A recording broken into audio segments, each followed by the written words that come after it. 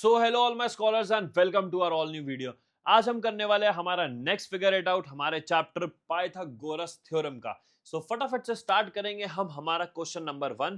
Question number one कह रहा है if a right angle triangle has shorter sides of length 5 centimetre and 12 centimetre then what is the length of its hypotenuse. First draw right angle triangle with these side lengths and measure the hypotenuse, then check your answer using Bauduin's theorem। चलिए जी शुरू कर लेते हैं हम फटाफट से।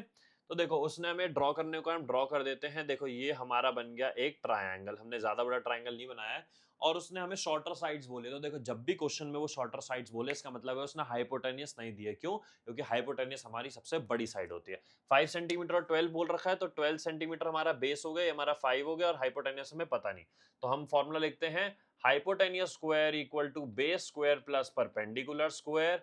तो फिर इक्वल्स टू बेस स्क्वायर यानी 12 का स्क्वायर और परपेंडिकुलर स्क्वायर यानी 5 का स्क्वायर। 12 का स्क्वायर देखो मैंने आप लोग को कहा 20 से लेकर 25 तक के स्क्वायर्स याद कर लो, वो आपके हमेशा काम आएंगे। 12 का स्क्वायर होता है 144, 5 का स्क्वायर होता है 25। तो हाइपोटेनियस स्क्वायर मेरे पास आ गया 169। ठीक है, हाइपोटेनियस निकालने के लिए मैंने करा रूट 169 और 169 किसका स्क्वायर होता है 13 का। तो मेरे पास हाइपोटेनियस आ गया मेरा 13 सेंटीमीटर। इसी के साथ होता है हमारा फर्स्ट क्वेश्चन यहाँ पर खत्म। बढ़ते हैं हम हमारे नेक्स्ट क्वेश्चन की तरफ। चलिए जी नेक्स्ट क्वेश्चन कह रहा है if a right angle triangle has a short side of length 8 centimetre, ठीक है, and a hypotenuse of length 17 centimetre, what is the length of the third side. ठीक है, तो उसने एक तरीके से हमें क्या बोला है, हमारा राइट एंगल ट्राइंगल में उसने शॉर्ट साइड, पहले हम एक ट्राइंगल फिर से बना लेते हैं। क्वेश्चन नंबर 2 ये हमने बना लिया हमारा फिर से एक ट्राइंगल। ठीक है, उसने शॉर्ट साइड की लेंथ कितनी बोली है, हमें बोल रखी है 8 सेंटीमीटर। ठीक है, हम इसे 8 सेंटीमीटर मान लेते हैं। और उसने बड़ी वाली साइड बोली है, बड़ी वाली यानी हाइपोटेनियस 17। अब उसने बोला हमारी ये कितना यानी हमारा बेस कितना, निकाल लेते हैं, कोई दिक्कत नहीं। तो देखो hypotenuse square equal to base square plus perpendicular square.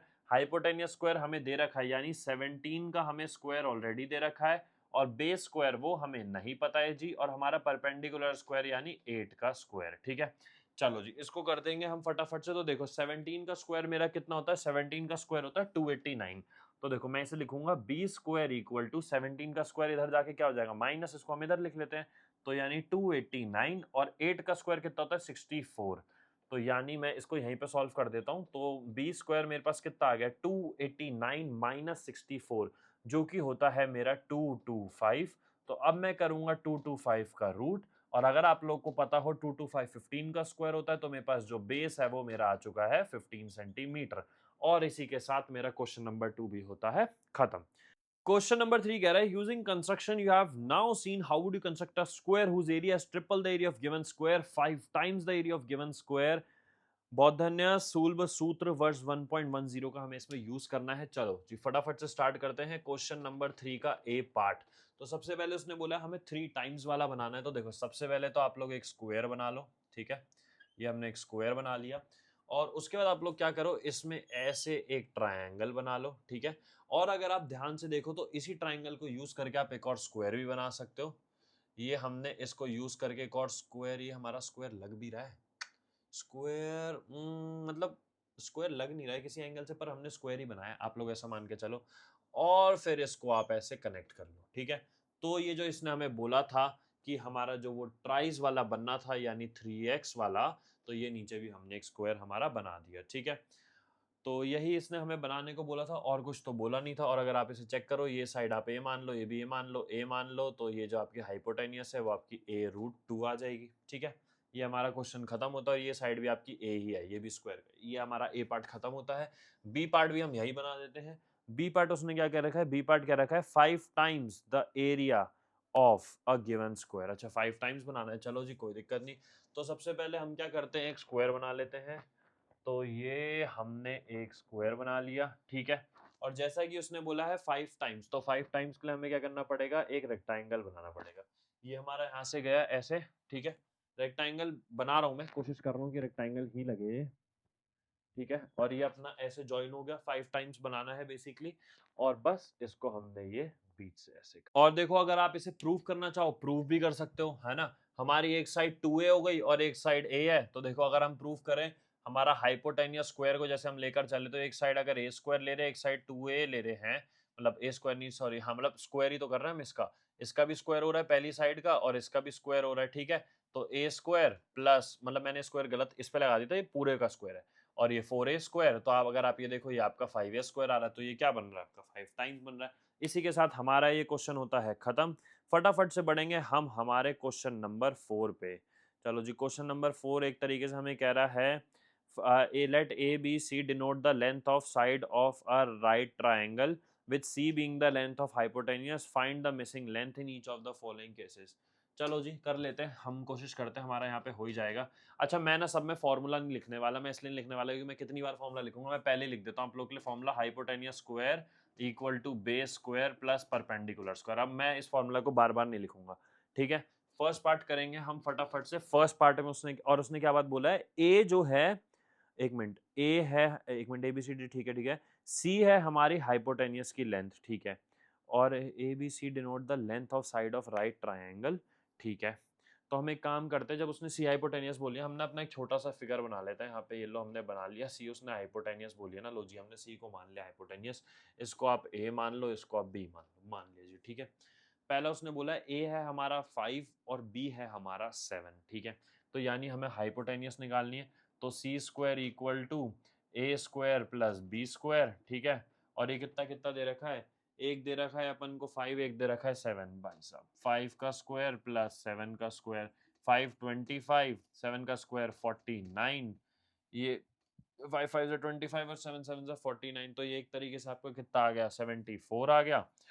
तो सी की वैल्यू आपकी कितनी हो गई, √74 हो गई। चलो जी सेकंड पार्ट करते हैं। सेकंड पार्ट हमें कह रहा है, सेकंड में भी ए और बी की वैल्यू दे रखी है, बहुत ही बढ़िया।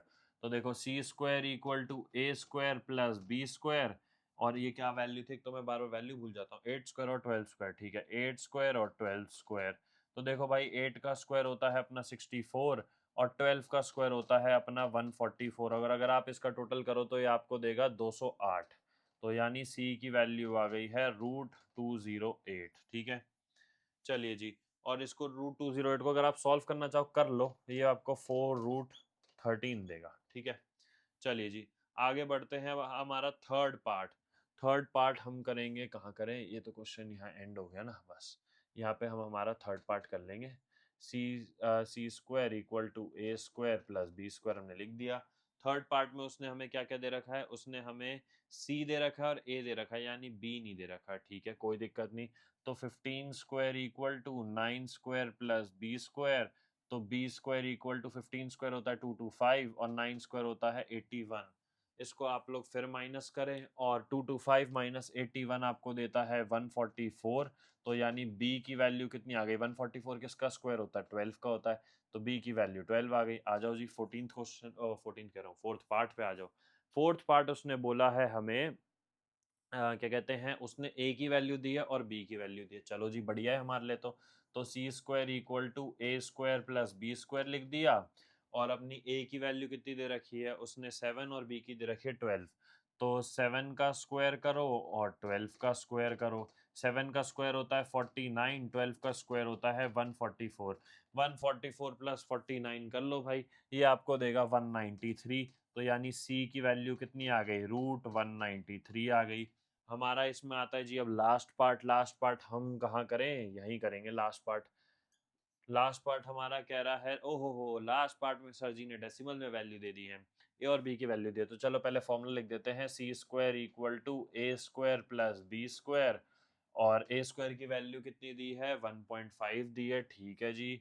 1.5 का स्क्वायर मतलब 15 का स्क्वायर करके डेसिमल लगा देंगे, और दूसरा दिया है 35 यानी 3.5, चलो 3.5 का स्क्वायर, 1.5 यानी 15 का स्क्वायर 225 होता है, तो ये आ गया 2.25, और आपका 3.5 35 का स्क्वायर होता है 1225, तो ये आ गया आपका 12.25, और अगर आप इसे सॉल्व करें तो ये आपको दे देगा 14.50।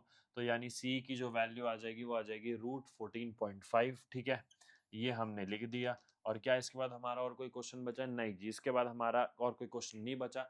ये फिगर इट आउट हमारा यहीं खत्म होता है, मैं एक बार साइड हो जाता हूँ। आप लोगों ने देख लिया होगा, ये पूरा देख लिया, स्क्रीनशॉट ले लो इसका। एंड इसी के साथ हमारा ये फिगर इट आउट खत्म होता है। आई होप आप लोग को वीडियो पसंद आई होगी, मजा आया होगा देखने में। अगर मजा आया तो आप लोग को पता है आपने क्या करना है, लाइक करना है, सब्सक्राइब करना है, शेयर करना है एंड कमेंट करना है। We'll meet you guys in the next video. Thank you.